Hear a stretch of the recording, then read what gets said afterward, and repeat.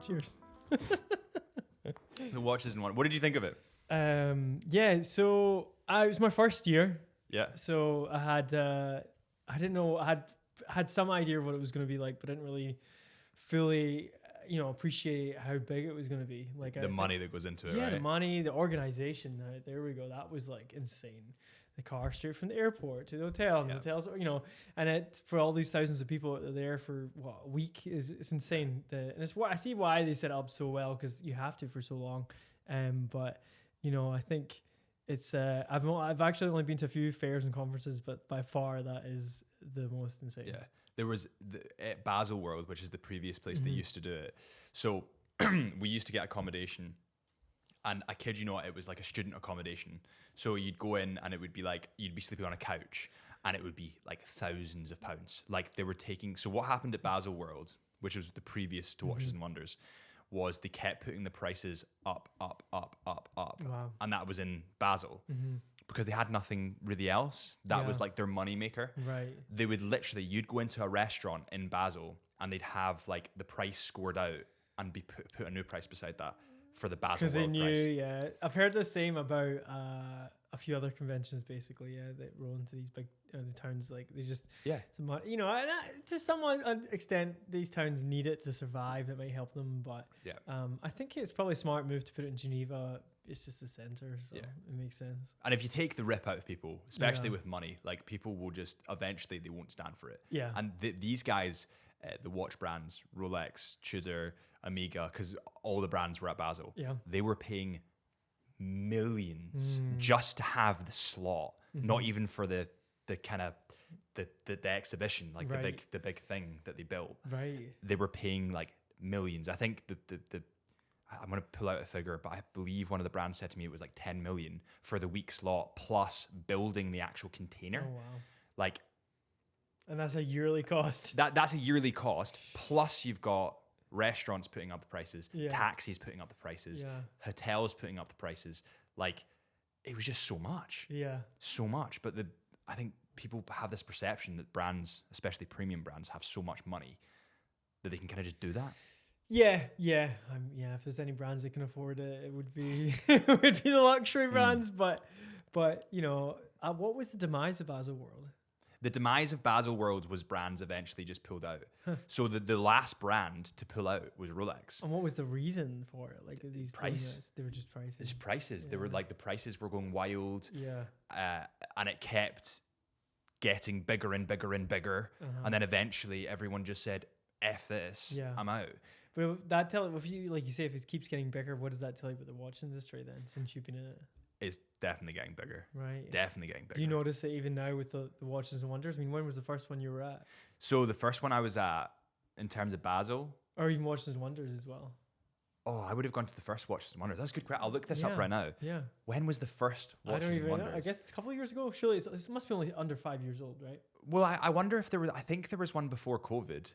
When was the first Watches and Wonders? The first Watches and Wonders was in 2000, and the name was changed to Watches and Wonders in Geneva in 2020.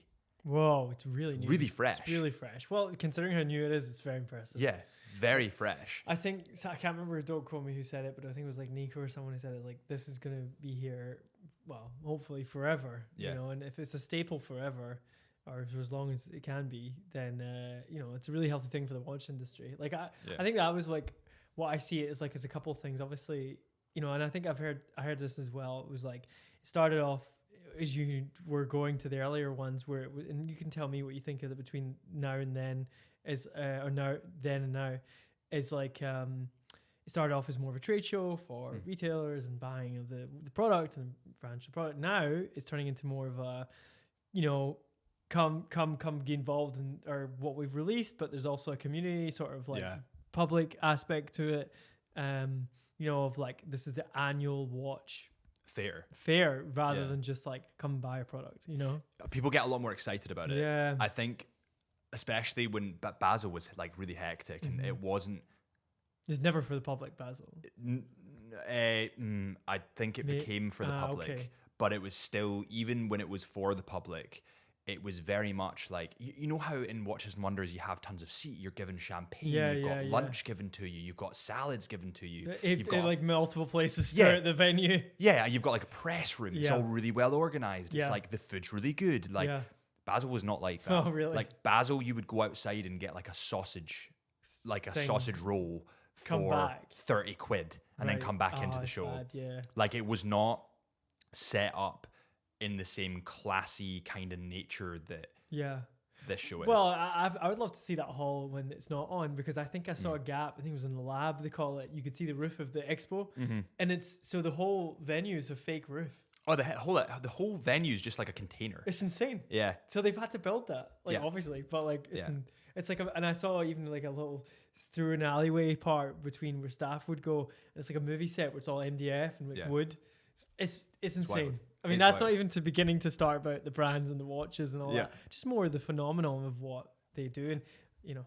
The phenomenon as well is that container gets turned into so many different things. Oh yeah, that's right. Like, remember Max was saying that Yeah. him and Harry went and it was a dog show. Yeah, that's right. Like a Crufts dog show. Yeah. That is just wild. So like Yeah. it can get turned into so many different things, but obviously watch brands, most of which being Swiss, Yeah. it kind of makes sense for it being in Geneva, right? Yeah, it does. It does. It's like, I mean, I don't know too much about Switzerland, but like, because that was my first time there as well. But yeah, I think Geneva, and you know, even from a layman, even if it wasn't me, like, yeah, like, you know, that's the hub. The hub of watchmaking. Yeah. For sure. What was your favorite stand?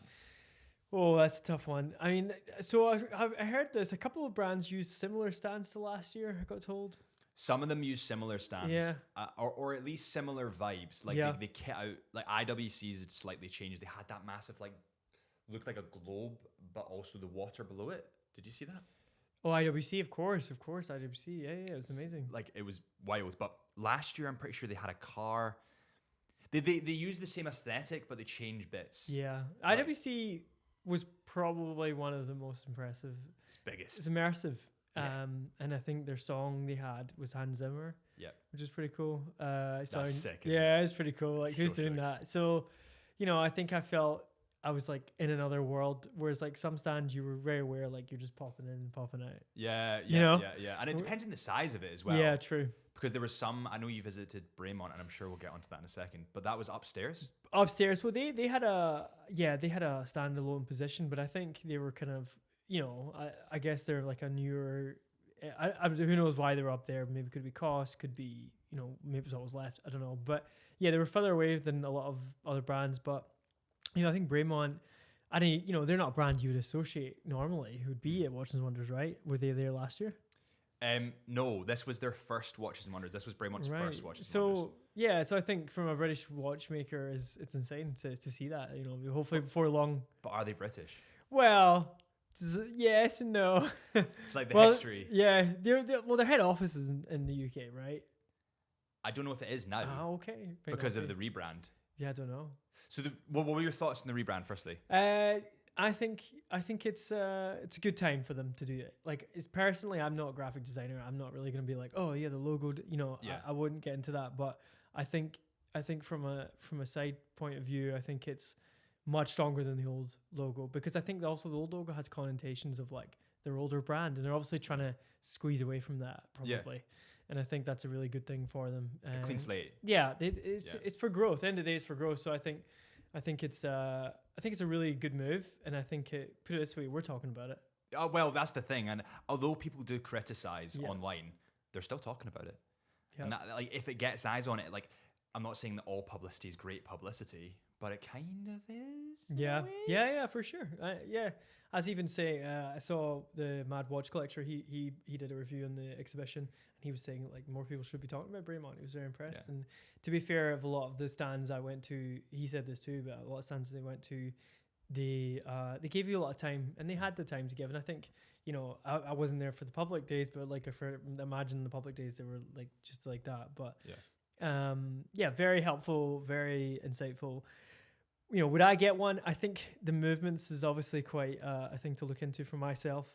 But you know, and at that price point, like you know, you're up at Tudor, so Yeah. it's difficult to compete with that. You're up at Tudor Yeah. at the $4,000 mark. You had an identity with British people. And I know so many people, John Barclay being one of them. We've interviewed him before. He was a ex-Scotland rugby captain. I remember him specifically saying to me, I love Bremont because it's so British. Like, I love the fact it's British. And so many people identify with Bremont because it was British. Yeah, yeah. And I feel like with this change of movements to going more Swiss, are they losing their old clientele? Well, yeah. So what they were saying in the stand was, a lot of the older clientele will, especially if you've not at the fair and you've not got this big, like, glamorous looking, set that's going on and all the advertising, everything to kind of encapsulate you and tell you the story of, like, why this change has happened, what does it mean. But if you just got an email and all of a sudden, your watches that you've had for years are all different, would make you feel a bit upset. But it's for the best for the long run. Yeah, I think if you're a customer, you'll respect that. Or potentially, if Bremont rise to new levels, the editions that people have now will go up in value. Yeah, it's like rare vintage. Yeah, for like sure. Think of Rolex. If they discontinue a product, everyone jumps on it. Yeah, because people know that it might go up in value. Yeah, so everyone like jumps in it. Yeah. So potentially the old English made or not English, British made watches will gain more value. Yeah, it could do. Yeah, it's not a bad point. Yeah. I like legit. It's worth thinking about. But I liked their marketing. They used to do marketing around like planes and having bits of ships or planes rather in the movement and doing limited editions. But now they've gone down this like more adventure route. Yeah, that's right. Which is cool. Yeah. Because Jimmy Chin is their new kind of ambassador. Yeah. And he's this just unbelievable photographer. Like, especially for like me that does some climbing and adventure stuff. Like, I need to show you his work. Yeah, I've not seen it. Yeah. Unreal. He did a photo of I want to show you it right now. He did a photo of the eclipse. I think the last time there was an eclipse. And mate, you need to see this photo. His prints go for thousands of pounds. Oh, wow. Like thousands of pounds. What is his name? Jimmy Chin. How do you spell that? Jimmy Chin. I think he put up some stuff about Bremont recently as well. Yeah, he is. So he shot Alex Honnold, who's like a really famous rock climber. Like, look at that. Oh, shot. Yeah, I know Alex. Yeah. Oh, no, of Alex. Yeah. How wild is that? That's like, insane. But to even get... Yeah, because like he has to also be up there. Yeah, he has to also be above Alex. Everyone forgets that. Yeah, like everyone's like, oh, sick photo, but they don't realize that like someone's there. Yeah. They're probably strapped in. Alex is doing a free solo, but probably strapped in. And then you have, like, look at this. Look at that eclipse photo. Oh, wow. That's beautiful.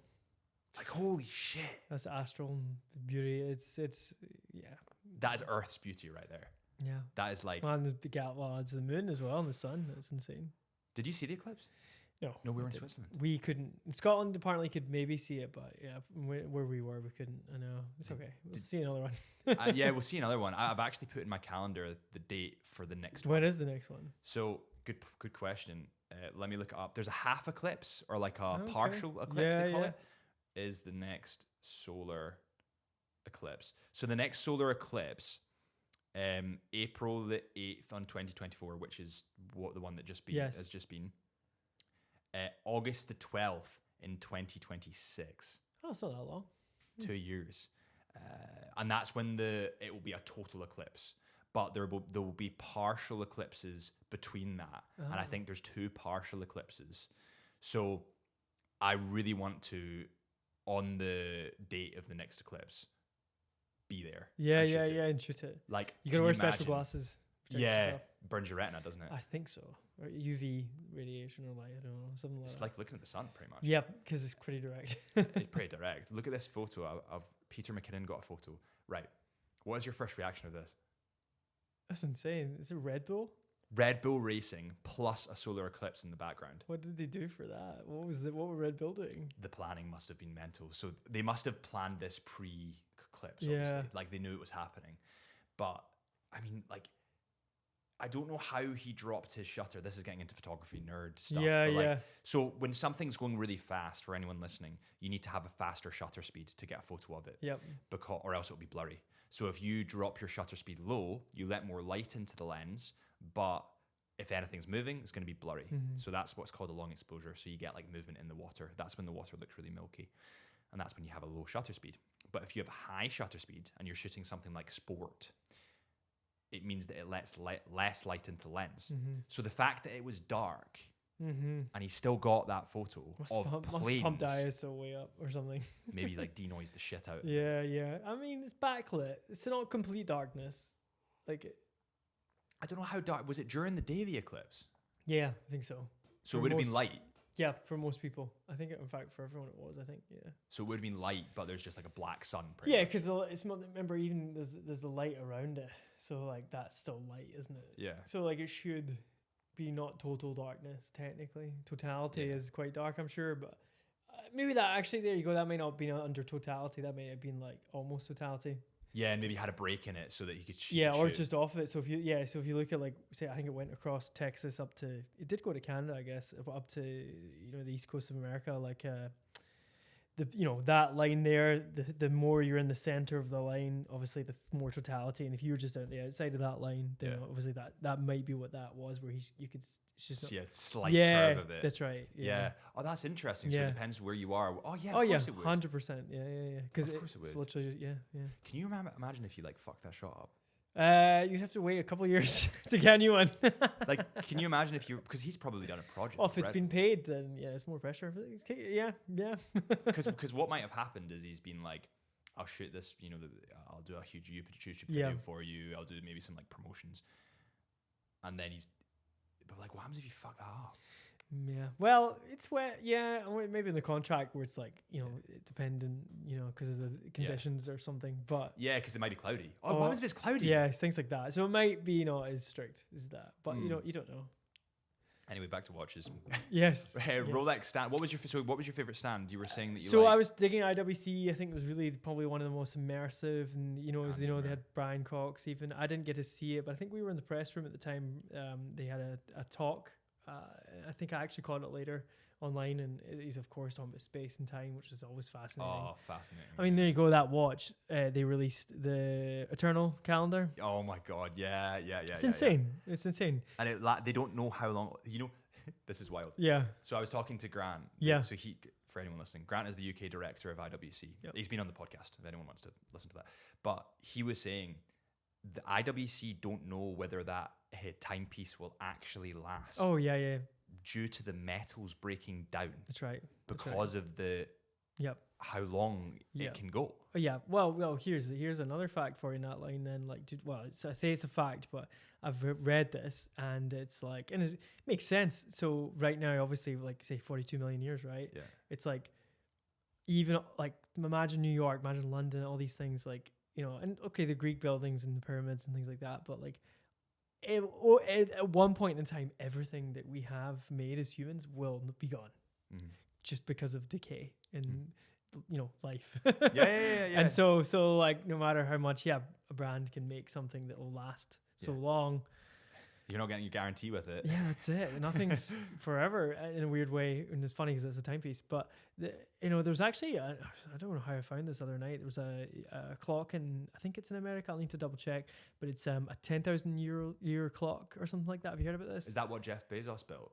Yes. Yeah. Did you watch that? Let me get the facts up about that because this is super interesting. I watched that. This is so. Yeah, reminded me of that. Jeff Bezos. Clock. So he built a clock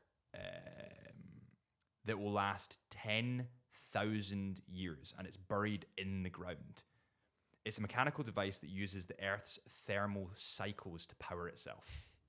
So it's like people don't need to wind it, right? So let's see how much it was. Cost. I'm sure it was money. Right. Guess how much this clock cost to build? 10 mil. 42 million. Oh, it's even more than I thought. 42 million, and it's going to last 10,000 years. I believe it. How cool is that? It's very cool, and I think it takes like once a year goes by. That's like a tick. Yeah. That is mental, and that's going to last 10,000 years, way past the lifetimes of anybody. Yeah. And you're right though, like everything deteriorates.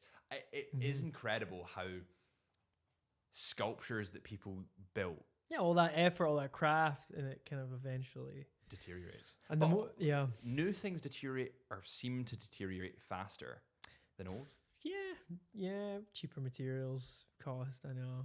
It's like More people on the planet. you move into a Georgian building, Yeah. big rooms, Yeah. stone built, lasts a lifetime, weather sealed. Yeah. You move into a new build, constant problems, leaks, like the Yeah. insulation is not great. Like, it's just True. people don't build stuff the way that they used to. No. We do where it counts, hopefully, like space. Yeah. Otherwise we're screwed. Yeah. Can't have a cheap rocket. But Science moves up, but yeah. I think we're basic crafts like stonemason. Yes. Like I've never met a stonemason. Ironmongers. Yeah. Yeah, I know. Yeah. Like these incredible crafts are gone. Yeah, true. They're gone. Like Yeah. you see, even like in the living room through next door, you've got the cornice work around the sides. That would have been done by hand. I know. Because it's a Georgian building. Yeah. Whereas like nowadays, you just get that. You just get lines. Yeah. Not coincidentally not taking it back to watchmaking without trying here, but like I read a thing with Rolex are so desperately looking for watchmakers in America. I think it's Texas. They're actually opening up a watchmaking school In Texas. Yeah, and you take a course. You get paid. You actually get paid to learn it. So you get paid to be a watchmaker, and then your graduation's in Switzerland. So they're that desperate to make. There's a shortage of watchmakers. So if you need to be a watchmaker, because it is one of those older crafts. Of course. And what kids are coming out looking at TikToks thinking, I'm going to be a watchmaker. Yeah. Kids don't, aren't really into it as much as they should be. You know, the number one aspired to job for children is an influencer. Yeah, I believe it. Of course. I mean, it's because it's all they look at all day. Think about it. It's actually not their fault. Like I think if they didn't have all these iPads and iPhones, they would probably be wanting me to be astronauts or like whatever we grew up wanting to be when we were kids. Yeah, it's crazy. Obi-Wan Kenobi, I know, right? Only if, gosh, a Jedi, I'd sign up any day. Although I would stay away from Palpatine. But anyway, let's get off Star Wars. The Rolex boutique. I was gonna say. So you were there for the unveiling. Well, yes. We played our cards or not really. Boutique, the stand. We played our cards interestingly, didn't we? Because we obviously cover as much as we can, but we knew that we wanted to cover Tudor. Yeah. And we got a good relationship, and we wanted to like be there early. And so I was there on the first day at 8:30 in the morning, whatever it was. And it was kind of weird because there was only like 2 people at the Tudor stand with me, and I don't even think they were press. It was like just some bystander, just like watch enthusiast. Yeah, and he's like, "Cool, I'm stoked to see this." And I'm like, "So am I." But like everyone else on the left was like piling at the Tudor windows. Like I'm sorry, Rolex. Apologies, Rolex windows. And you could see like I saw a few press teams over there, and I saw people we know in the community. And I was like, oh man, they're all waiting for that. But anyway, so I was waiting for Tudor, and it was great. Like, once the stand, they just at 8:30, they just pulled off the. Is it like a curtain? How did they unveil? Yeah, it was just like they looked at each other and they were like counting it down, and then they just pulled off. It's like a big curtain. Wow. It was like sheet really on top of the watches. It was great, and then.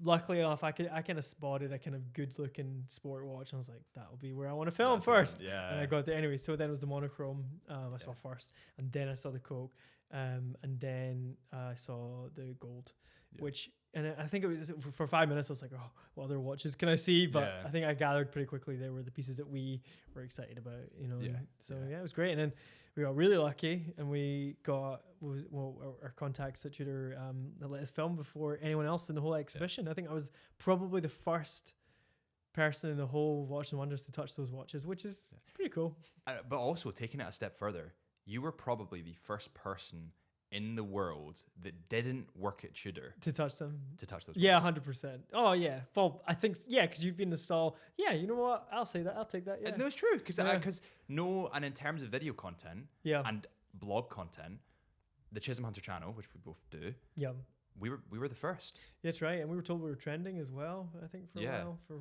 first. I think we really did well, and I think I think it's easy to be, we looked at like last year and this year and things like that, but like we definitely came out on top, so that was good. Yeah, and it is the pace thing. I think that whenever anyone is looking at content, especially, I don't want to say fashion content because watches are not fashion. Watches are incredible timepieces that last through the ages. But whenever it comes to like a new release, time is so essential. It's like cars. Look at the Cybertruck. It's Yeah. like people talking about that Cybertruck and the first person who get it would be the same thing. Yeah. Like that. But I know what you're saying. Yeah. Time is so essential. Like Yeah. you need to get there quick. You need to get there first. Do you remember sitting there like editing outside the Tudor? Like we were on the table, Yeah. left the Tudor, and you were editing, and I came out of a meeting with Tudor because we have meetings. We stock them at Chisholm Hunter. So I came outside and I was like, "How you doing with the edit?" You were like, "Okay, almost done." And I was like, "Right, I'll take over. You go to pee. Yeah. I'll go pee. Then we'll switch, and then we'll get dinner." Yeah, it's a good tag team. It's a nice adrenaline rush, Yeah. isn't it? And it's like it's a nice feeling knowing you're like, you're up against it. Yeah. Like especially because it was against the world if you think about it. Yeah. Which is insane. It's Yeah. like, as I said to you before, it's like our Super Bowl, and it's fun, man. Like it's only if we could do that with so many other brands. Like there's only two of us, and it was like, I know. But all things considered, I'm stoked we went to Tudor first. Oh, for sure. And we got to film so many. Like we We got did. to film IWC, Jaeger Yeah. LaCoultre. Like there's so many brands that What- were beautiful. Oh, beautiful. What was a brand that took you by surprise? What was a brand that took me by surprise? It's a great question. I love GLC. Why? I think that their designs are truly timeless. True. And I think you anywhere in the world, try and find a reversal. No, I know. It's true. Like, or a reversal type. I think their watchmaking is next level, and I think that's underappreciated. Unbelievable. And like the amount of units they produce per year, Mm-hmm. tiny. I think, don't quote me, but I'll look this up, but I believe it's about 30,000 units a year, which on the grand scheme of things, for a brand at that level, is tiny. Yeah. GLC, Could be down to many factors. a year. Could be, so, this is employees. Production of watches, a year.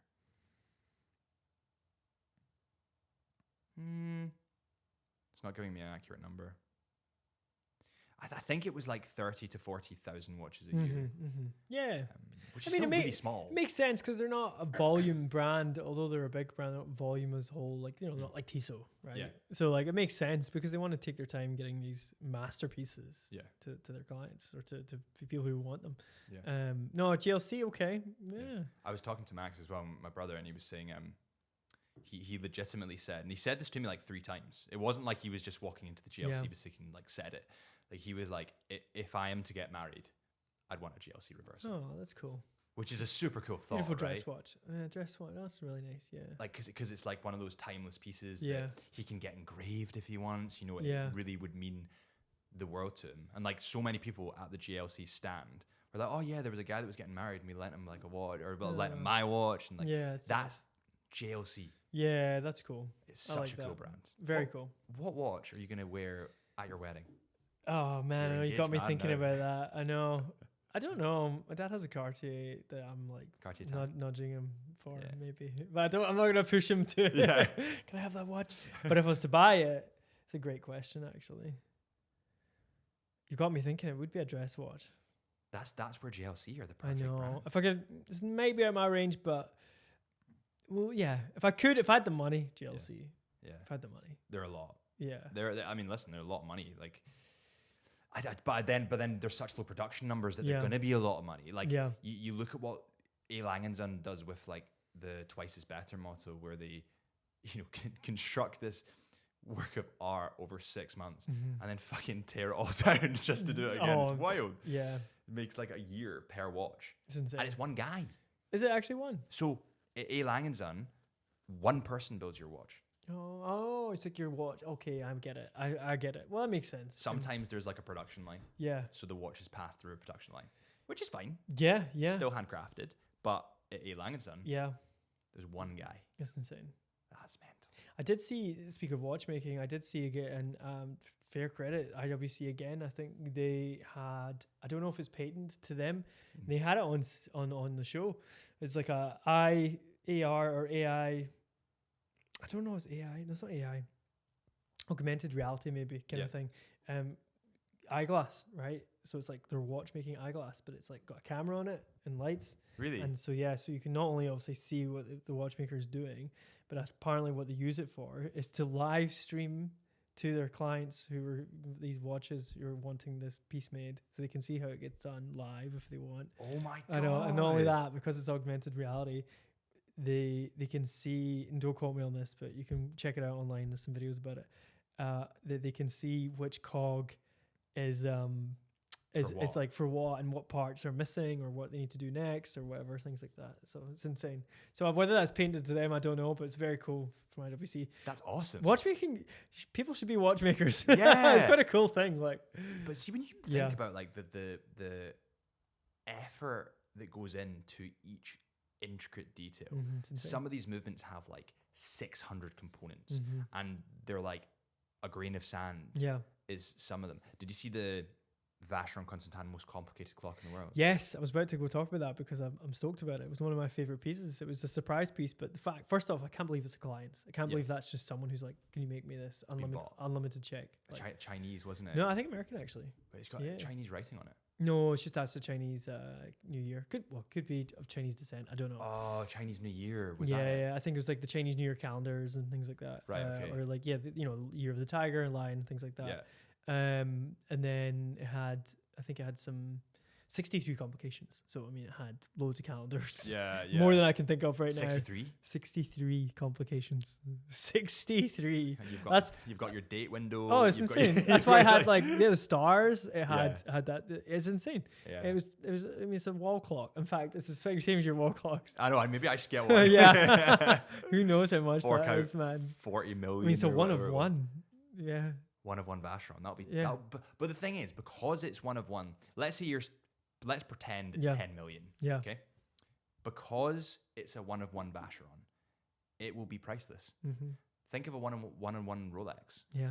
Oh no, I can't because they're so rare. But you can't because it's price. Like you cannot put a price on something. Well, I did watch Kevin O'Reilly's video. He was there. Recently. Did you see him? I didn't see him. I wish I did. Yeah. I know. I really would love to meet him actually. He says he's got, for his piece unique, he can't insure it.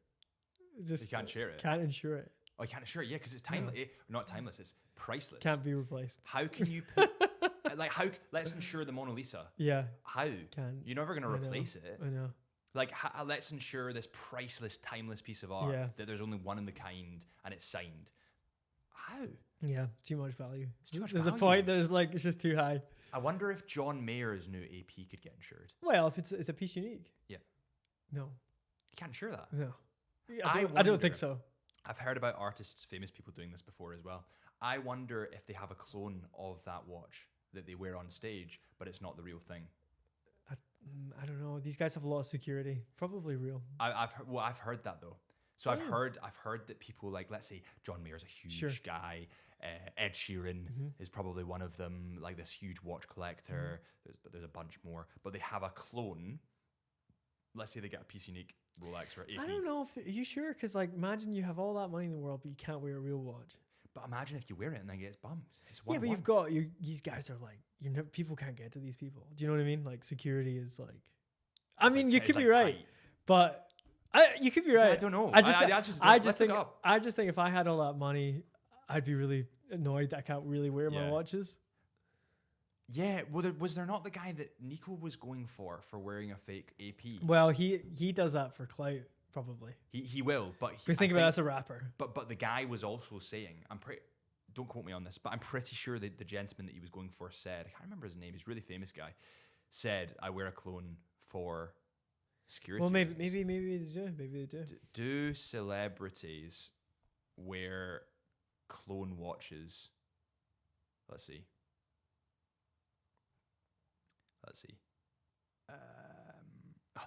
The first thing that pops up is watch expert exposes billionaires flexing fake watches, and it's Nico.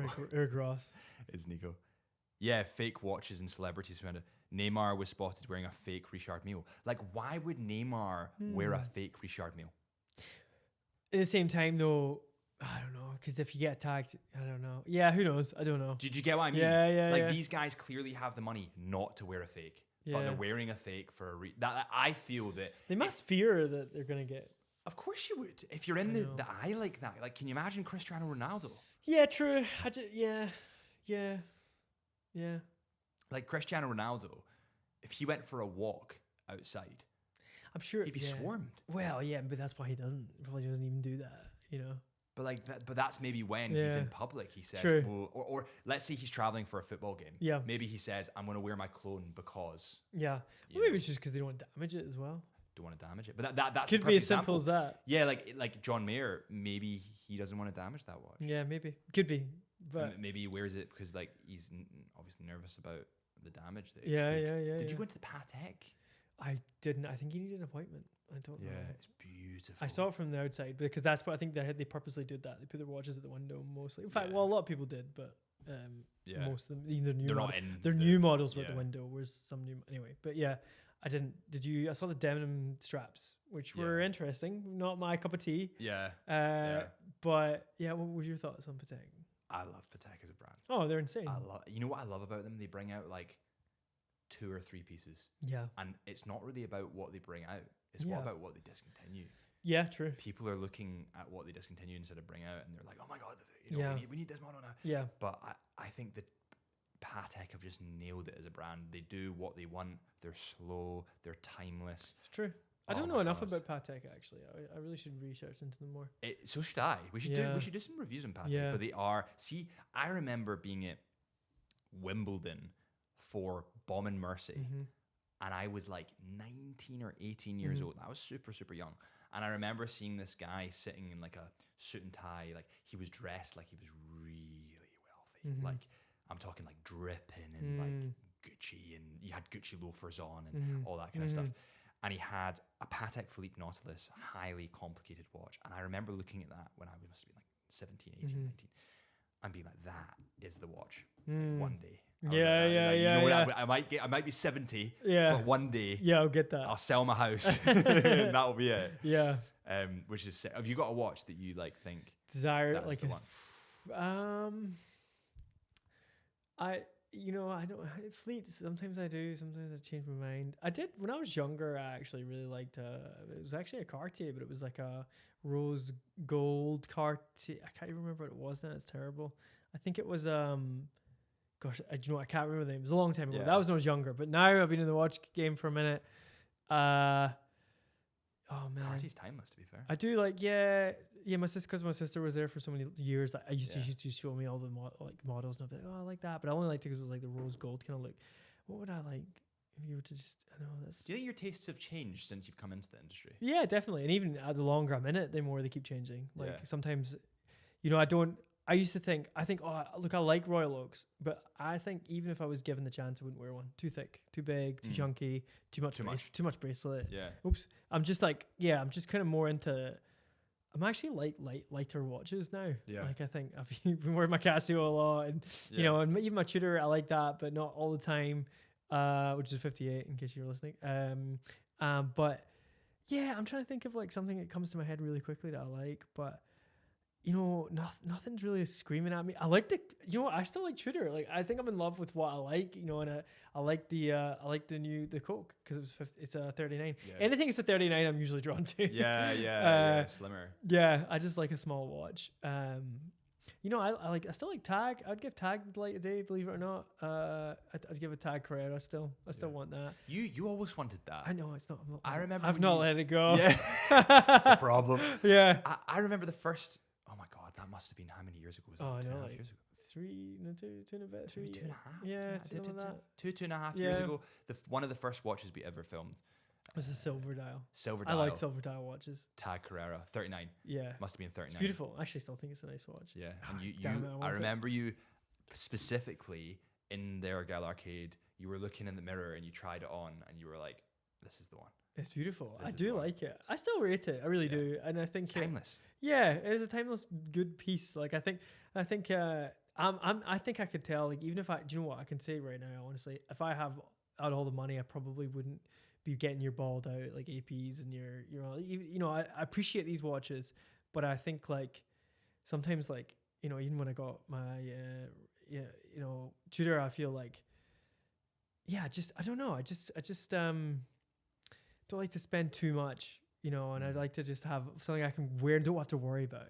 Well, that's a big thing about it as well. Is like, do you really want to buy a watch that you would freak out wearing about or worried about? Yeah, like worry. I don't like to worry about it. Like I've already marked mine up quite a lot. I know I'll mark the other whatever I get next. So I like to get uses out of things. Like but it doesn't mean I don't appreciate it. I appreciate all these watches and I really love them and respect them. I mean, that's why I like the 63 complication. Like watchmaking, I appreciate that so much.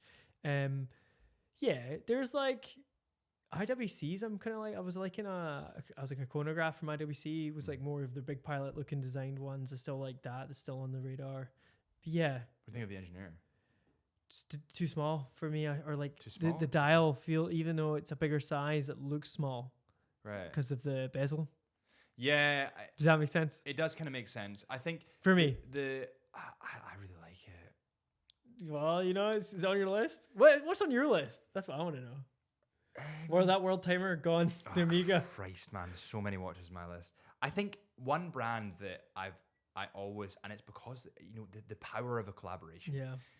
The power of a brand collaboration is that you will relate so much more to that brand. So, Corey Richards, a famous photographer, and he collaborated with Vacheron Constantin, and they brought out 2 Everest editions, overseas Everest editions, and it had Corey Richards' photo in the back, which was like Mount Everest. And because I have an affiliation to photography, like looking at the prints around the room, and I've always had a thing for that. And also their whole brand, the overseas brand, going overseas. It's about travel. It's about taking off the strap, putting something else on, trendy travel. You slot in a rubber strap. It's thin. It sits under the cuff. It's handcrafted. It's got it's just got everything you want. So like obviously that's very expensive. Yes. But I was surprised when it was at the stall, I think Vacheron had all their watches ever. Yeah. But they didn't have that. They can. No, that's the point. I was They're like, gone. Wow, they really didn't even make a display model. They can't. Yeah, they didn't even make a display model. And also what they did, they made a sample, because you remember we shot the sample. Yeah, I wonder where that is. Yeah. Just email on someone's wrist. Anyone you're using that sample still? It's actually not a bad idea. Yeah. But yeah, the thing about that watch as well, a lot of the times these limited editions or special editions get made and you see them popping up in the pre-owned market.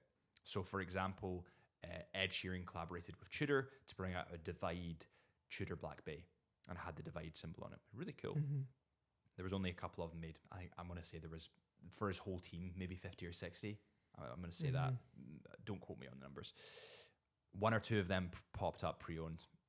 I've never seen an Everest edition pop up pre-owned. Never. And it's that thing, when there's so small of them, when there's such a limited number of them, and when the brand is so big, how do you value that? Yeah, true.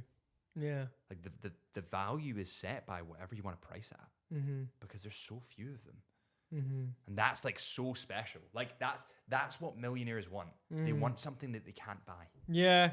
And that's what watch brands do. They allow that. Yeah. There's one of this in the world. Well, I mean, that was the trend this year also. I think we probably all noticed, I think that most watch brands are going into the sort of higher end movements and complications. And I think it's because they know, these pieces sell in the market.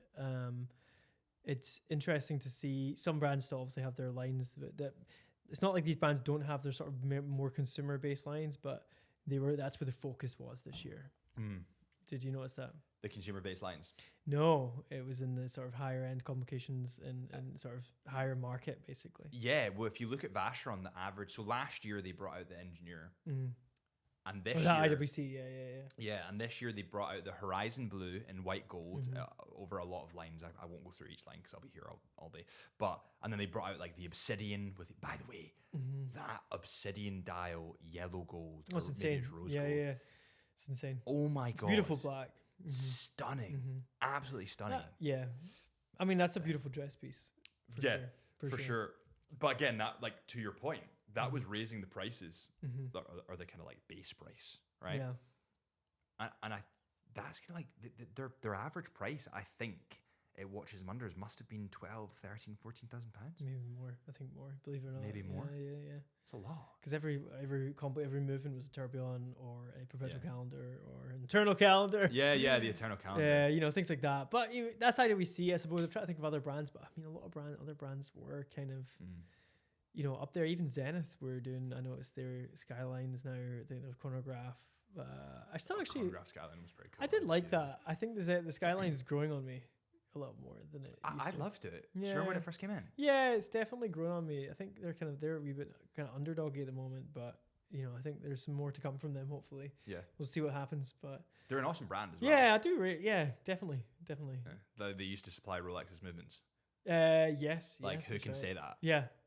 Like who can say that? Yeah. And I think that's like something that people don't really understand about Zenith is like they've got more history than most. Yeah. And just because something is bigger, it's that thing in life, like the victor writes history. Rolex owns most of the industry. It's the victor. And because people believe the victor, they believe that they invented all this stuff. Did they?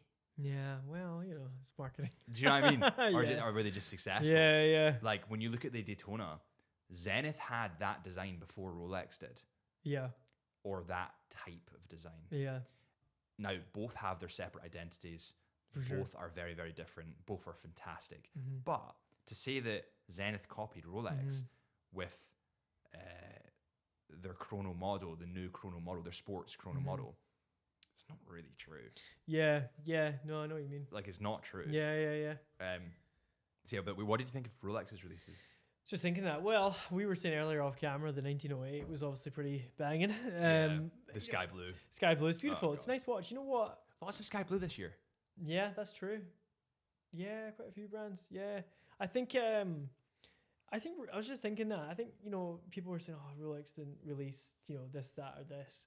But you have to think, I think it's actually not a terrible thing that they don't always release like these mega sport watches every year and things, because it gives other brands a bit of room to play, to grow. And I think to be appreciated. Yeah, and I think Rolex, if they know what they know sells already, they don't need to keep releasing new watches every year that slap, so to speak, because, well, and then, let's not lie, a lot of their watches do slap, and that's why they sell well. So I kind of get it. I don't think I actually even personally complain about it this year, being like, oh, they didn't release what we expected for some people, but they look at they're like fine Ferraris. They just look at their lineup and go, we're good. I think we're okay. I think we're selling out. I think we'll be okay for quite a long time to come. So I think that's their kind of approach. So they're the watch brand that have got room to do the 1908 or do an all gold, what was it, deep sea or something like that. So fair enough is what I'd say. It's the other brands that have to catch up. Yeah. So, no, I'm with you. Anyway, but Rolex was cool. You know what I think it is with Rolex? Yeah.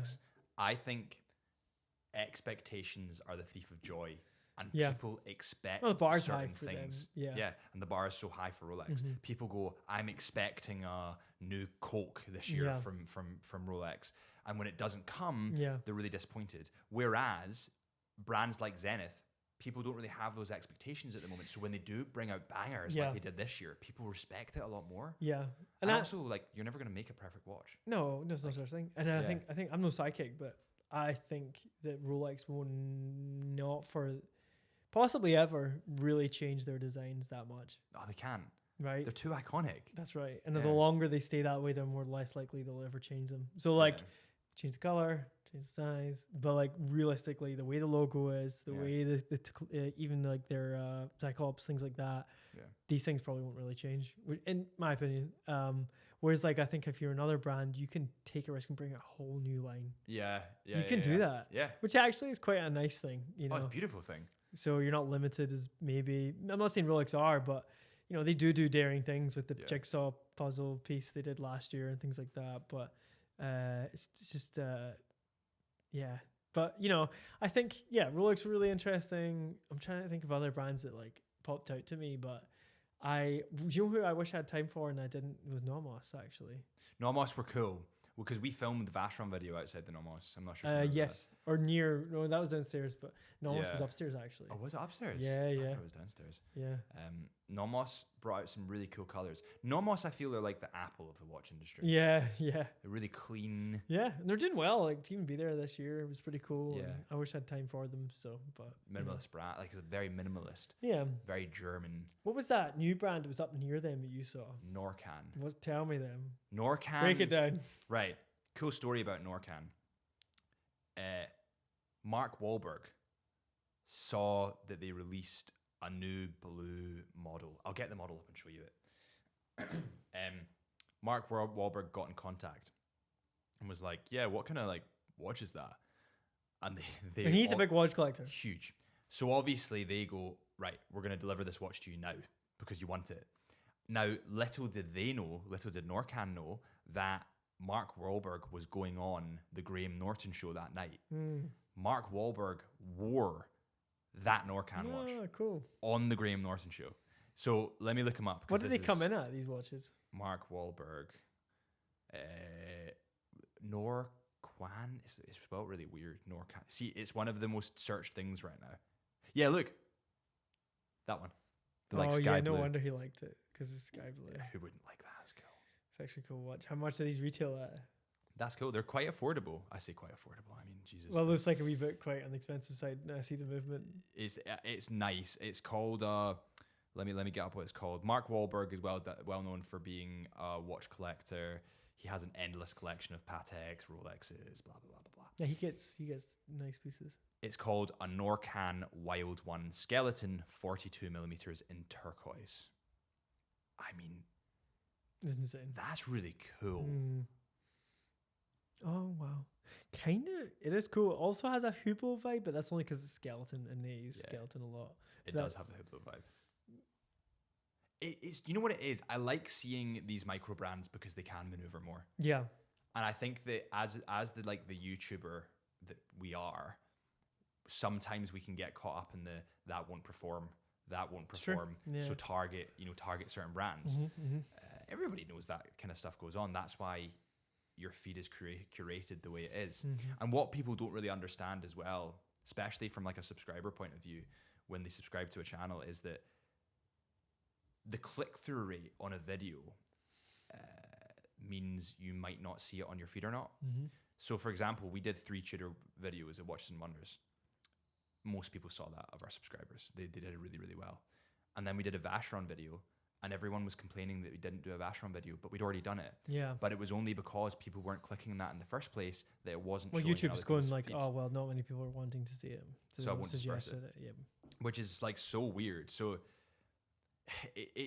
YouTube's a weird one. It kind of puts you in a bubble, doesn't it? Yeah.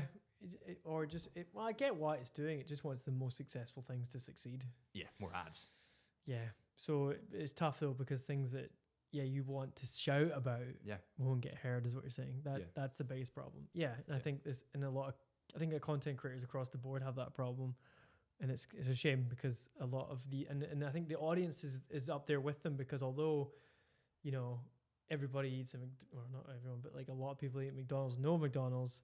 What about all these other people who eat elsewhere? Like, and want to talk about other things or eat other places. It's kind of a bad example, but you get the idea of like, especially when you consume content, like watch content all the time and stuff like that. You want to go into the deep dark places of like brands that you've never heard of and things like that. And I bet you the audience is killing for stuff like that. But the gatekeepers are kind of like, not today. And it just doesn't come up, and that's why it's so important. I think that like anyone listening to this that is subscribed to our channel, definitely turn the bell on, because there's going to be that'll videos. Help. Yeah, like there's going to be videos that we post that just won't pop up. The only way around it, that sort of stuff, would probably be make a separate channel called like micro brand reviews or something, and in that way they know what they're getting. And you can perform well, but even in that channel, will probably turn into all Casios. Well, that's the issue. I know. It's just, it's then what you like. You think is a micro. Because you'll then fight within that niche of like what performs well within that niche. Crazy. I know, it's kind of sad actually, but it's just the way it goes. It's just the algorithm. I remember we had a comment as well. It was saying, "Why are you saying that the Glass 50 original CQ is a Rolex alternative. And I was like, well, if I just put Glass 50 original CQ, it would get no search terms, or not as many as Rolex. So in order for people to actually see the content, I need to do that. I know, and the audience aren't expected to know these things. So that's the problem. Yeah, exactly. And we kind of live it like day to day. We're like in it. Like in the mix of it. So it's kind of like second nature to us, or third. What do they call it? Second nature. Second nature to us. It's a weird one. So what was the favorite stand at Watches and Wonders? What do you think? Like in terms of like, I think design and like layout and experience, is it definitely IWC? You know who was impressive actually? IWC was up there. Okay, so IWC was most immersive. I'll give them that. But most like, I was just really kind of blown away by elegance and design, and two of them actually. Piaget are cool. was really cool. Yeah. Really blown away by them. The world's thinnest watch. Yes. They brought that out this year. Well, I saw that was there, one of the finished, but I think there was Bulgaria also doing the world's thinnest. I don't know who's. I think they've got the title right now, but they weren't there. I don't think. Bulgaria has the world's thinnest watch. I think so. Let's look it up. Double check that. I think they just took the record, although Piaget had one of the thinnest watches. Did they? I don't think it's the thinnest watch. How mad would you be if you brought out it's the like world's thinnest watch? 0.7 something smaller. World's thinnest watch. They just did it, and I don't think there were watches in Bulgaria. That's what I thought. So Piaget had one, but it wasn't the world's. The Bulgari Octo Finzissimo Ultra Kosk watch, which it's Kosk certified for a theft. Wow. Somebody made a point. I think it was Theo and Harris was talking to it about it, and they were saying, look, imagine you put that effort into creating other watches in your brand instead of, but they get a lot of press and it's good for the brand. So guess how thick this watch is? Go on. 1.7 millimeters thick for a Kosk certified. Look at it. It's insane. That is wild. See the site. That is wild. The innovation that goes into that is insane. And the money. Mental. Because you got to make all that movements from scratch. Yeah, the sweet money. Because that's not like production faction. Like, well, obviously maybe they'll make. I don't even know how limited that is, but it's a great question actually. There'll be one of them. Surely that will be one of them. Probably. They can't make 1.7 millimeter watches all the time. Maybe, but probably not. What did you think of? I know that you met Nico. Yes, lovely chap. Ripe and ready, as I would say. Yeah, ripe and ready. He's fighting a war to do a lot in his life, and I think that's an amazing thing, and I think he's achieving a lot. I think, I think people. I think he's kind of. What I get the impression was he's like fighting his cause, and I think it's a really good thing for him. Because someone needs to do that, fight his side, and. Yeah, because I watched a few things about him. He was on every time I saw content from him, not just when we met him, he was on a rant. Yeah. So like, I've got a feeling he's trying to fight something right now. So anyway, but seems like a great guy. He doesn't need to go there. Yeah, the thing is, he kind of like, he's a very misinterpreted person. Yeah. I think that he is kind of, he doesn't conform to norms, so he can say the things that maybe not many other people would. Yeah. Did you know what he was talking about buying a brand? Do you remember? Yeah. Quite a big brand. Yeah. Maybe I shouldn't have said that. Well, yeah, we don't say the brand, but just leave it. It'll be Amazon. He is larger than life. Yeah. But that's legitimately his personality. I don't think that's an act. Like, I think some people think that YouTubers, and some YouTubers do, have like an act that they kind of fall into. Yeah. He's not. Or it's just a show for the show. But he is what he is on camera in real life. Yeah, 100%. I made such a mistake when I said hi to him. I was like, "Oh, how come you're in Glasgow?" He was like, "We're in Edinburgh." And I was like, "Oh, no. But you just caught off guard. I know. I know. No. It was nice to see him. It was cool. Like, I wish I had more time to meet more content creators. That would have been cool. Lovely guy. Yeah, so nice. And he's given us a lot of advice. A lot of the stuff that he said to do on the channel to like make it bigger. worked. Yeah. Oh yeah, him and his team are insane. Crazy. So and cool. Andrew Moore, did you meet anyone else the YouTuber kind of space? Yeah, so we met, obviously Adrian. Oh yeah, Adrian have his segment. Yeah. So he was commenting in our video, which was really handy, unplanned. And then I met Teddy, but only a quick like, hey man, love your work, and he's like, cool man. Yeah, he's a business guy, right? Yeah, busy guy. Yeah, well. But it was good to see him, and I saw Minuteman who does like those shorts. Yeah. So he's cool. Like Teddy said that he's like probably crushes probably the most in the game for the watch game for shorts. So that's why his name's so called that, I guess. Yeah. But who else? I never even thought of that. Minutemon. That's why his name's called that. That's right. Because he does minute-long videos. Yeah. I'm so thick. How did I not know? How did I not know that? Well, it's the internet, so you just assumed it was his name and shorts is his game. Yeah. Oh, that's like like someone said that to me the other day.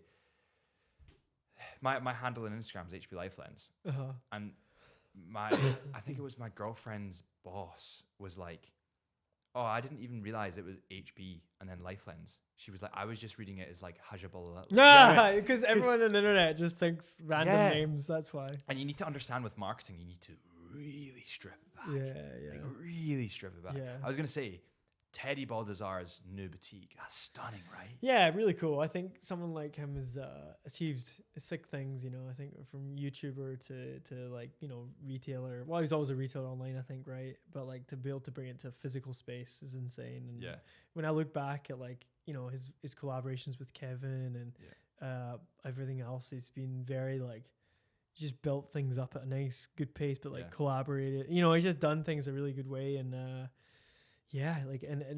think his space is beautiful. It's stunning. And it's in Ohio, which is cool, like his hometown or whatever. So and he deserves it. Yeah, he deserves it 100%. He's so honest. He's so forthcoming. He's so respectful. He doesn't burn any bridges. I think there's this misconception. And he got to 1 million. And he got to 1 million. I know, which it shows you don't. Nico's approach was amazing for him and it worked, but you don't always need to do that. Yeah. And Watchfinder. Yeah, exactly. True. But yeah, he as a guy, like to have all the avenues of output that he does and control it, like, he's like a proper businessman. Yeah, you can see it. I think there's the BTS of his store, and you can see him in his meetings. Yeah, you can tell he's a very hands-on guy, and he takes charge of what he needs to and does things. He's not got there. He's no one, from what I know, I don't think he's really had he had one business partner and that was it. So he's not like Kevin's already said he's not invested and things like that. So yeah, he's self-made. So good for him. It's class. It's so class. There's a common misconception I feel like in the watch space that there's this thing on YouTube that if you criticize something heavily, it will get more clicks. If I say I hate X, it will get more clicks than a review of X, right? And some YouTubers in any space, like photographers and clothing people, like they use this tactic to gain a lot of followers fast. But the way that Teddy did it was so respectful to all the brands, but also so respectful for the people that have bought the products that he perhaps didn't like as much. And like that's what we're trying to do a lot on YouTube is like, just because I don't like, let's say, blue dials, doesn't mean I have to say nobody buy a blue dial. This blue dial sucks. Yeah. Well, it's just your opinion. Yeah. It's like I don't want to. I think the channel, we don't want to like force things down. We just want to give I prefer maybe white dials. Well, that's what people come to you for too, just to hear what you have to say. I think some people, hopefully, most people have their own opinion before they watch, and sometimes they may not. But then they'll have your opinion, and then they might go to another watch YouTuber, and they'll kind of formulate their opinion based off like 4 or 5 people. Yeah, probably, especially when you're spending a lot of money. You're going to take your time, and I think that's why the watch YouTube space is pretty comfortable because everyone, you want to take your time with these purchases. So you want to watch 6 videos on a watch. See like 17 angles of it before you're like, all right, this is the one. Yeah, well, it's like when you buy a car. I remember before I got my car. Well, I must have watched how many videos, how many reviews, like we're and probably content. Hours. Yeah, people you don't really follow. Yeah, and you still watched it. Yeah, exactly. As long as they had the car. Exactly. How many reviews did you watch in your Black Bay before you got it? Yeah, a good few. I watched Teddy's, funnily enough. Yeah. Had we done one at that point? We'd maybe touched it, probably seen a bit of ours. It was maybe the old style. Maybe the old style. Yeah. You know what? Some random, I couldn't even tell you, some channels I couldn't even name. Yeah. You know? But yeah, you just watch what you need to. You do. You like consume it. That's the thing. It is, I think you're right, though. Just thinking about that. Expensive purchases, you're going to watch a lot of more than like I don't know, about clothing or TV or whatever. You'll watch maybe one review on a TV and be like, all right, cool, I'm getting the LG, whatever. Yeah. But watches, cars and watches, I think probably the best products to review on YouTube, I think. There's also so much to learn. Mm-hmm. Like cars have different engines. Cars have different tires. Right. Cars have different linings. It's the same market too.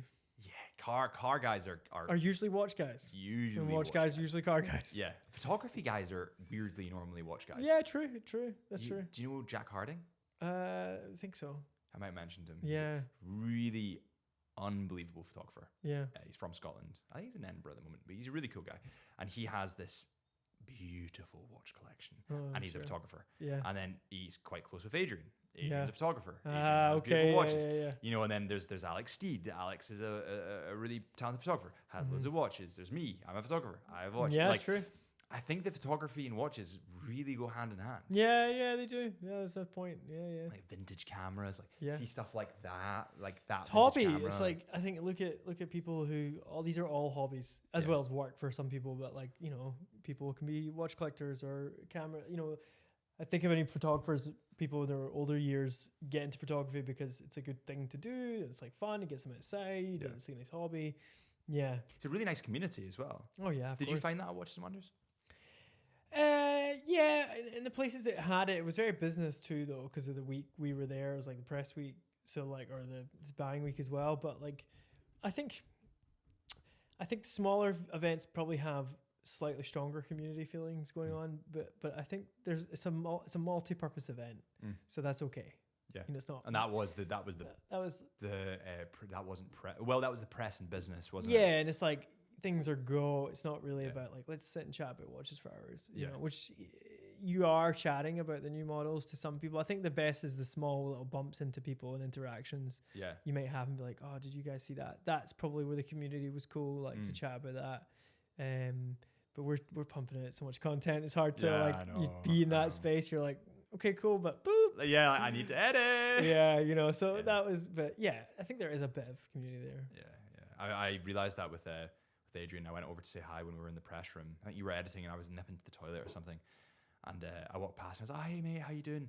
And I could see him and his video editor working and I was talking to him and I was like, I know that you do not want to talk to me right now. I was like, I know that headspace. Yeah, you were like, you're homed in on getting content out right now. You are like, you don't want to talk to me right now. That's fine. How weird is it? I was thinking about this the other day. From a makeshift studio with one camera and a tripod and like a Rode mic in Edinburgh, to then going into a store upstairs, making it. We got the aperture light, and that was pretty much it. And then maybe we had a backlight. Oh, I don't think we even had the aperture until Glasgow. Oh, so maybe it was those lights. In Edinburgh, it was no lights. Oh Christ! It's just natural light. Oh my God! I'm pretty sure it was. Yeah. Because we were closing the blinds to try and get natural light. I'm sure we had. Maybe you're lucky if we brought a light, but that's it. Yeah, it was pretty. What's the word? Trivial? No. No, not trivial. It was more like we did it ourselves. Like it was very from the ground up. Yeah, from the ground up. Yeah, that's right.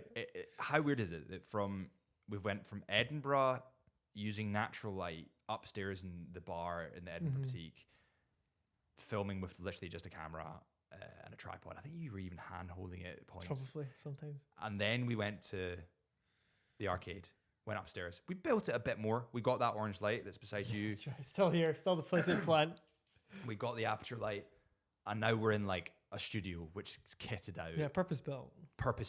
Yeah. And it's still like we're still decorating the walls, and we're gonna have another clock up there, and we've got like watch clocks. But remember the first meeting we had, like that was always the plan. Yeah, true. It was a dream. And now it's like happening. I know. It happens quick. It's weird though, isn't it? Yeah. There's some of it we saw it coming. Well, we knew we'd put the work into it. Yeah. But it's strange how things just like, when they come to fruition, you keep raising the bar. Like, I feel like whenever you achieve something in life, anything, the bar just gets higher. Of course, yeah. It's like, you know, like, oh, I got this job. All right, well, I want that one. And then you get there, and then you're like, that's cool, but I want the next one. And then then I think the studio is going to be kind of like that. Like, we'll kit it out, and then we'll be like, we could use a bigger studio. 4 edit bays. Yeah. We need 3 new people. yeah, exactly. Two channels. We're probably making that's the other thing. You can make multiple channels. You can, there's endless possibilities. Look at, I think MKHBD, whatever you call him, is a really good example. He was one of the biggest tech YouTubers, but he does cars. But like, and his car stuff is insane. Yeah. Like, breaks the internet. Yeah. And that's really fascinating, actually, because he was in something you think you wouldn't break out of, but he did. Well, that was a new channel, right? And he broke out of his tech. Wow. And it still does well, because he came at it from electric cars. I think it is only electric cars he does, to be fair. Yeah. Tech, kind of same thing. Yeah. It's like we could do a channel, a vintage channel. We could do a microbrand channel. So there is ways that we could do that too. But it's endless. It's just as much as you want to take it. Would you ever want to start a channel on anything?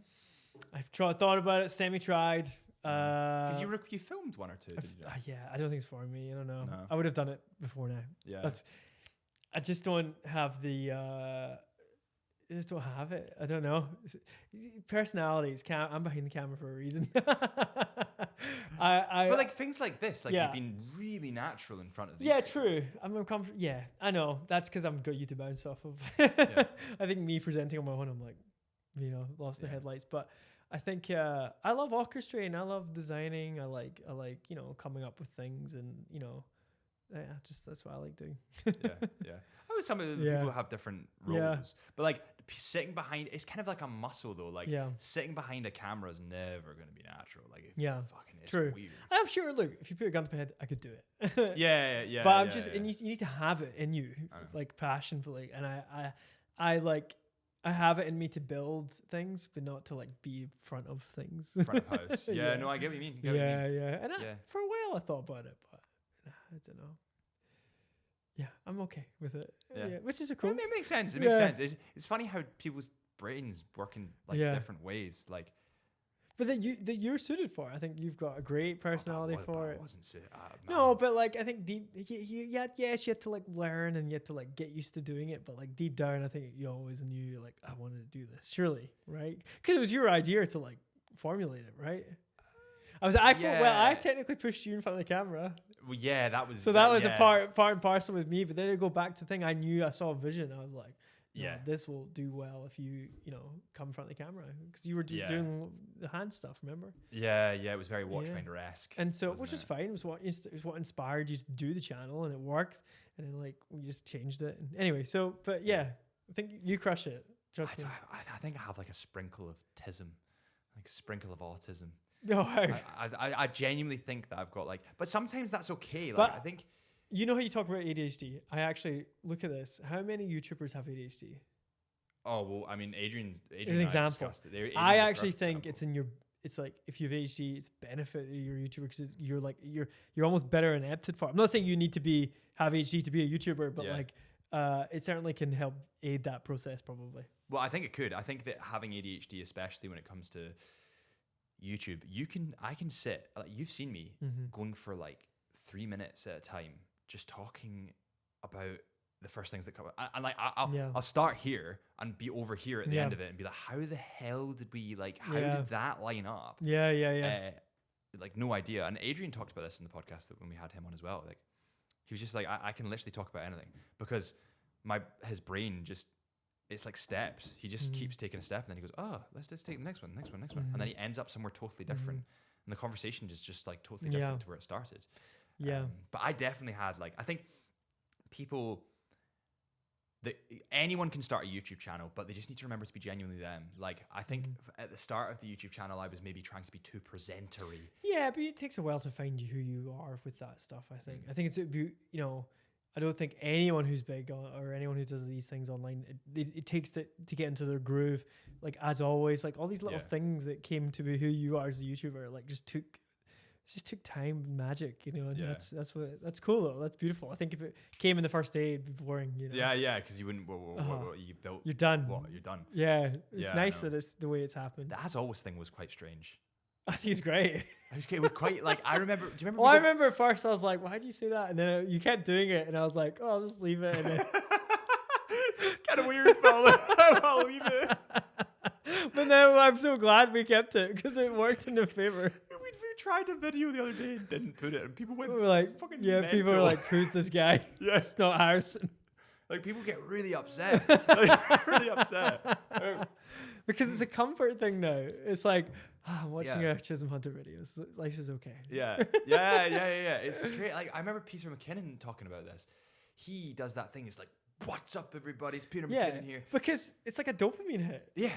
Kid you not. Like, when he does that, when you do that, when people watch that video, they know they're like, time to relax. Yeah, it's like, it's a Chisholm Hunter video. Like, I'm now, wherever I watch your videos, I'm now doing that. Yeah. And I think that's really cool. So did you think I was weird when No, I didn't think I'm weird. I just think didn't understand it at first. I was like, for a while I did, because otherwise I would have said no right away, right? So for a while I was like, okay, you just saying your name because you say your name as always because you've said it multiple times. Yeah. But then the longer you did it, I was like, wait a minute. And I saw a couple comments being people like, oh, your second name is as always. Yeah. Oh. But then after a while, I was like, this ain't going anywhere. Yeah, this is stuck. It's stuck to me like a bad smell. We tried to do it without. Yeah, it's strange how things stick like that. Yeah. Adrian's got his coffee. What does Adrian say at the end of his videos? Take care? Is it take care? Yeah, I think it's take care, yeah. Take care. And that, when he doesn't do it, people go ballistic. Yeah. People get really upset. Yeah, I believe it. Like, people get... What is your favorite YouTuber right now? Do you have like a YouTuber? Favorite YouTuber? That's a great question. Wow. I watch a lot. I watch boring YouTube. I watch like a lot of CNBC. Yeah. It's not really a personality. It's just what's on YouTube. Who do I watch a lot of right now? I mean, not to be obvious, but I watch a lot of watch content. You know, I watch Theo Harris. I watch Adrian. I watch Minuteman. I watch Houdinki sometimes still. Yeah. You know, Houdinki controversial because everyone's like, oh, they're not doing certain content anymore. Yeah. Houdinki...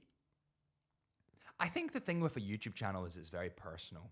Yeah. And I think businesses can struggle with that because if they rely on one person for their business, it can be a risk. Well, it's not just that. I think they also have so much, they've got such a, well, as far as I know, they've got a lot of funding. So they don't need to like rely on the same views and growth that other people may do. And I think their agenda is to grow, but it's more like to get their message out. Yeah. And I think if they grow for that message, that's what they want. John Mayer's got shares in Houdinki, doesn't he? I think there was, I'm not 100% sure, but I think I saw that somewhere. Yeah, I think John Mayer has, does he have shares in Houdinki? I'm going to double check that. Possibly. Yeah, I think he bought a portion of Houdinki. Did LVMH not have a part in it or no? John Mayer buys Houdinki. He didn't buy Houdinki, but I'm sure he has shares in it. But like Houdinki are really cool. They are really cool. Oh, let's see. John Mayer has made one investment in Houdinki as part of their Series B on December the 1st, 2020. So yeah, he's been invested in Houdinki.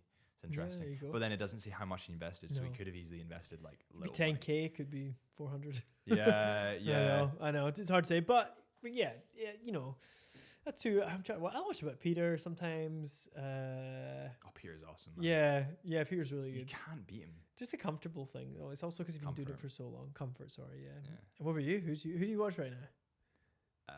Peter McKinnon's definitely one of them. I love Peter. I honestly have a man crush on him so much. He's just cool. Yeah. Long hair. He's still got rings on, tattoos. Like I could never be the same as him, but he's just a really cool guy, and he's very talented, and he's more of an artist now. I feel like everyone plays into the algorithm for a while until they get following, and then after they've got the following, the real art comes. I'll show you this guy after this. Actually, I'll show you it right now. It's so cool. There's an artist that I follow now, and you know who introduced me to him is Billy, who was on the podcast. Oh yeah, he did John Wick's artwork. Billy's really talented, man. Mate, he's such a cool guy. I walked away from that and was like, I want to be you. And he's just got such a cool voice. And he's like, yeah, man, I did this and then I need to chill out for a bit. And then like, he's such a cool guy. But I'll show you this artwork. And this is the kind of stuff that I'm really enjoying right now. Right, look at this.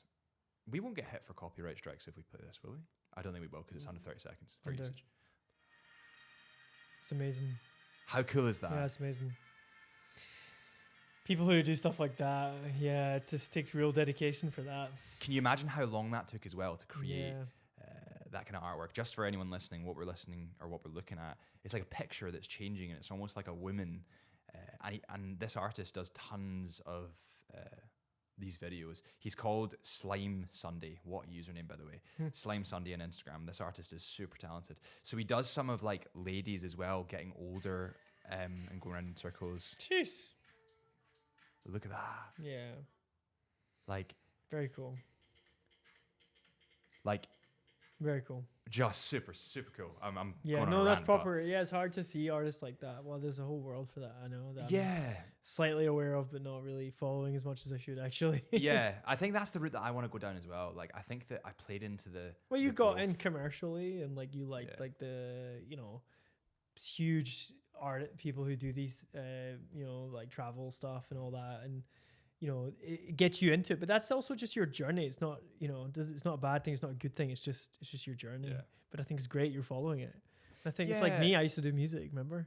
Yeah, So it's like my journey changed too. Like you just follow the flow. I don't think that's cool. It's natural. Did you enjoy music when you did it? Of course I did. Yeah. It was great fun. But just money is a big part of it, and it wasn't always the best for that. But and also it's like for me personally, I found it quite competitive that I didn't want to compete anymore. Is that a bit cutthroat? Yeah, it's just like you're competing for gigs and jobs, and it's like I don't want to wake up every day and feel like I have to fight for my job. Mm-hmm. Like you're like I just want to do my job and I want to do it well because I'm trained in it, right? So it's like I think if you're really, that's the thing, if your heart's in it, then you can do that. But if your heart's not really in it, then why did you compete for? It's like winning a race, So and also things change, and I think things change the more that you achieve. Like you obviously got these really successful music gigs. Yeah. And I kind of ticked that box. I was like, I did it. Yeah, like, and that's in essence like You did the same. I did the same. You get your Canon. You worked with them. You've traveled and filmed for all these brands and all these locations that you wanted to do. Yeah. So like you feel like cool, I've done it. And once you've got the T-shirt, you do want to just move on. Yeah, I know, and that's part of growth. That's natural. But then it's leaving behind part of your identity. Yeah, but that's because you change, though. You change. I think that's a good thing, though. But it's strange, isn't it? Like I was thinking this the other day. True. Well, you get, and I'm sure you're gonna have the same. As like I get mates to come up to me and be like, "Oh, you're still you, but you've changed." Yeah. And especially after COVID, I think that was a big thing for me. And people were like, "Oh, you changed, but you're still Drew." And I was like, "Yeah, well, happens. I know." It's like, it's like I think if you, it's healthy, so healthy. Growth is a good thing, because if you're stagnant and you stay the same, then what? Yeah.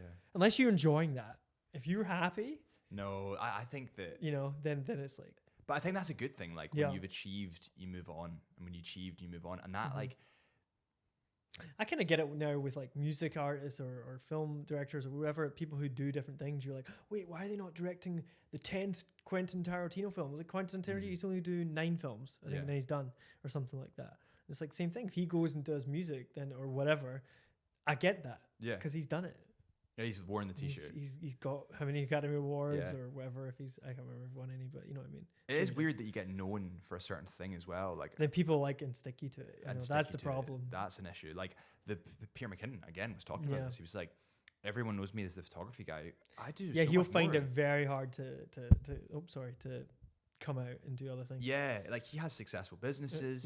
He has collaborations with Polar Pro. He's got his own Clocks and Colors, I think it is his jewelry company. Like he's got so many things going on, and he was like, I'm not just a photographer, but everyone on YouTube, whenever I do anything bar photography, go mental. Yeah. And it's like, you do like... So this is what they expect, the audience. I think on a platform like YouTube, I understand that a little bit. It's difficult though. But that, maybe the MKDHD is a good example. He managed to do cars, but it was... Excuse me, because it's electric cars, it's slightly the same. Yeah, he like kind of waggled his way in, or out rather, or not out, but he still does both. He waggled his way across, to do something else. I think like I was thinking about this the other day. I was making a reel for my Instagram, and I was like, I don't think this is me anymore. Oh wow, that's a big thought. Man. I was like, I just don't think it's like, it's recycling the same art. Well, what do you get? Ignoring the views and the algorithm, what do you get from doing that? Well, I think... Honestly, take the views away. Take the views away and take like whatever the... I think at the start, it was about getting contacts. At the start, it was about contacts, work. Sure. I wanted to work with Canon. That was like a goal. And you got it. And I got there. And I still enjoy it. I'm not saying that I don't enjoy it. I love editing. but I like new things. Like I like traveling, filming new stuff, and then presenting that artwork. Like my Finland video that I did on YouTube, I love that because it was new. You know, I used a new track. I could edit to a new track, and I loved the fact that there was no financial gain in it. Like, I don't get anything from these videos. It's just me.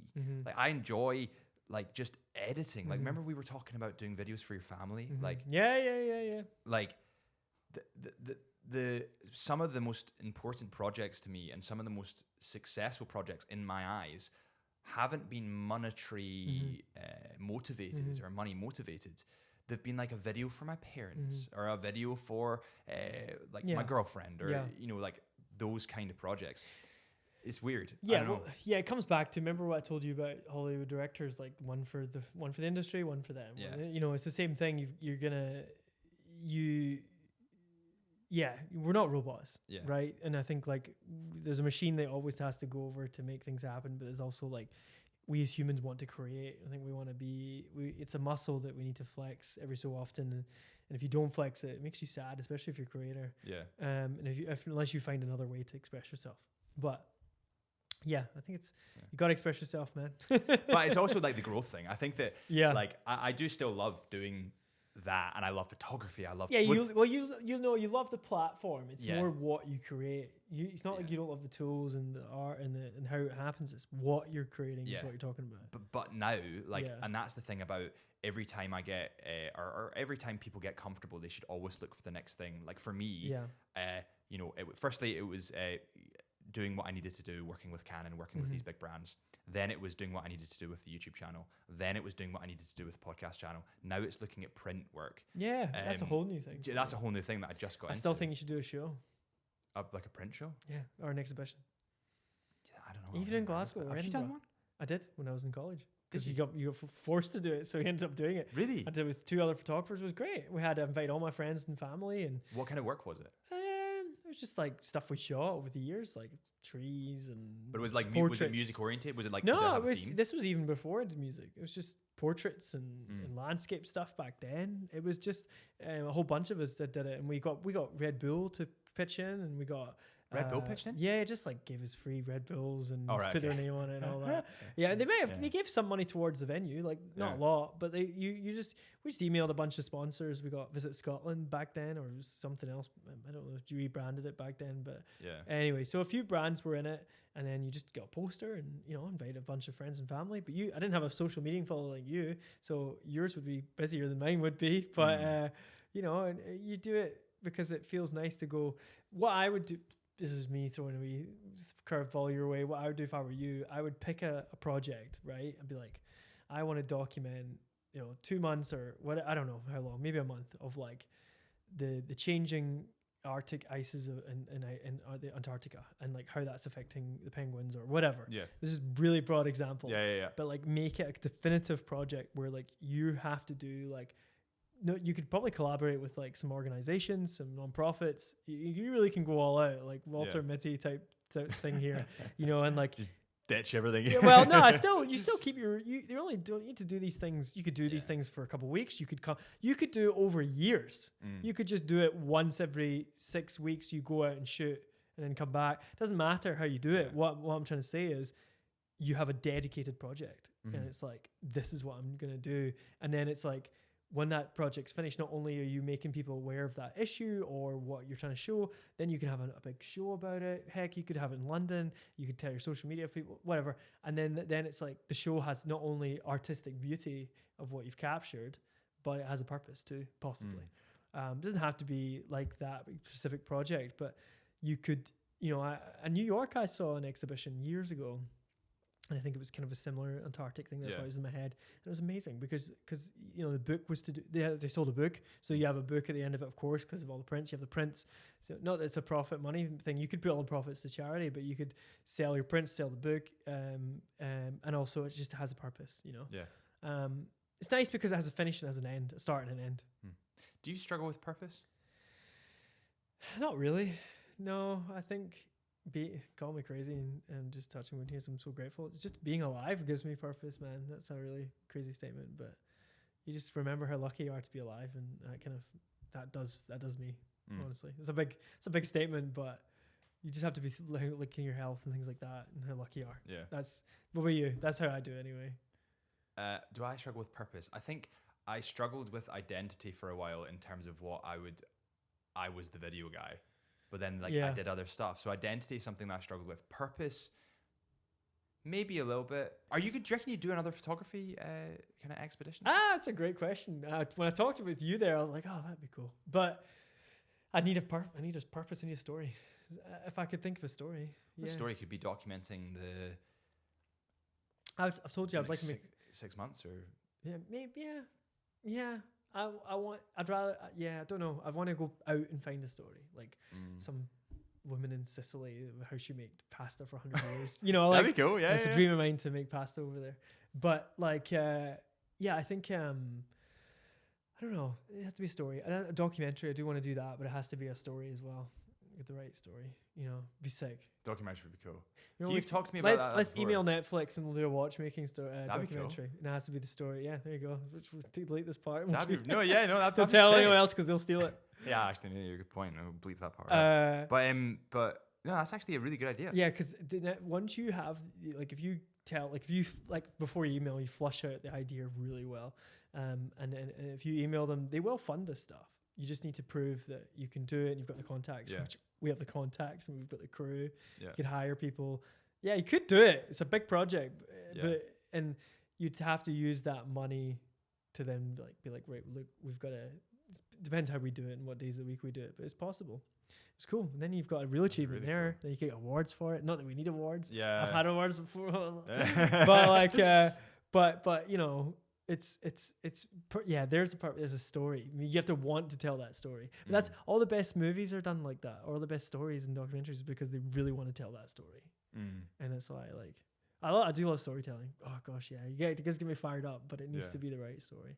Storytelling. I remember you suggesting that like years ago. Yeah. To do some sort of documentary style thing. You would love it. I think there's your new thing. Really oh gosh, I'm scared for you. Do that, you'll never be out of it. I did 6 documentaries last week. Why did you tell me that? But I do think you one day should try it. I think you'd really thank me. You'd be like, man, I did not know that, because I think you've not unlocked that part of your creative journey yet. Yeah. And video and photography and filmmaking. Change the word video to filmmaking. Like, that's a whole world you've not really explored. And the first thing I want to do is kit out the flat with like, I want to shoot for certain aspects of the flat. So like, I want the lounge area. I want to shoot a photo from every place I go, landscape. Oh yeah. Not portrait, because I think portrait, like Instagram's just changed everything to portrait. Landscape's where it's at. Get everything in. I want to do landscape and shoot for that living room. So that everywhere I go from now on, the next one will be probably like Iceland. I'll have like a print. That's beautiful. Yeah, you should do the same. Yeah, well, maybe. I don't have as much wall space as you. but like even like the wall space you do have, if you've kitted it all out of your... I've got 1 or 2 photos up. I need to... there's a couple of photos. I want a mix of family as well and like friends or whatever. But like that's the thing. That's why I wanted. I was looking for a... well, to be fair, I was looking for one of those bloody... What's that camera band called that's really expensive? It's like the little one, a Leica. I was looking for a Leica, then realized the price of Leica. Well, I'm no longer looking at Leica. Yeah, Leica. Oh yeah, I know Leicas are beautiful. Yeah, I know the ones you're talking about. $5,000. Yeah, they're just kind of point and shoot. Wild. They're like a particular like I get people who get them and I know why they get them, but I'll send one to you. There's a Fujifilm thing that you can get. Fujifilm's cool, and you can take that around, and that's the thing. Like you can take pictures of your friends, and it's a tiny camera, so you can take pictures of your friends. Still really good. Yeah, I know. Yeah, and you can still frame it. Yeah, like big sensor. Yeah, so you can still frame that, and that would be some of your like more kind of like family orientated ones. Yeah, that's a good point. Yeah. I really gotta pee. Oh, okay. I really gotta pee. That was a pleasure. Thank you very much, everybody. I'll see you soon. Take care.